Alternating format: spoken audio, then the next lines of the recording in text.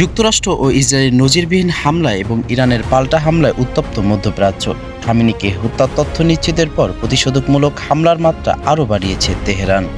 তেল আবিবের সামরিক স্থাপনার সফল হামলার দাবি আইআরজিসির। এছাড়া 40টি সামরিক ভবন ক্ষতিগ্রস্ত হয়েছে। ভয়ে মাটির নিচে থাকা রেল স্টেশনে আশ্রয় শত শত ইসরায়েলি। প্রতিশোধ নিতে যুক্তরাষ্ট্র ইসরায়েলের বিরুদ্ধে ইতিহাসের সবচেয়ে ধ্বংসাত্মক হামলার অঙ্গীকার করেছে ইরান।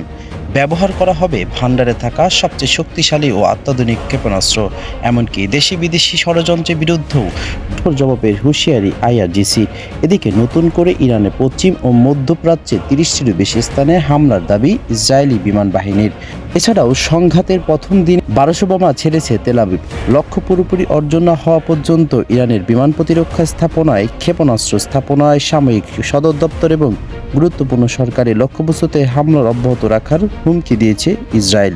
তবে যুদ্ধের দ্বিতীয় দিনও চলছে ইরানের মুহুর ক্ষেপণাস্ত্র ও ড্রোন হামলা। ইতিমধ্যেই 27টি মার্কিন ঘাঁটিতে হামলার দাবি ইরানের। দুবাই বিমানবন্দর এবং আবুধাবি জায়েদ বিমানবন্দর সহ মধ্যপ্রাচ্যের বেশ কয়েকটি বিমানবন্দরে সংঘাত বেড়েছে ইরানি হামলায়। কয়েকটি বিমানবন্দরে আঘাত এনেছে ইরানের হামলা। এমনই পরিস্থিতিতে কাতার, আরব আমিরাত, কুয়েত, বাহরাইন, জর্ডান, সৌদি আরব এবং ইরাক সহ মধ্যপ্রাচ্যের সঙ্গে বিশ্বের যে যোগাযোগ ব্যবস্থার প্রধান মাধ্যম বিমান কার্য অচল হয়ে পড়েছে।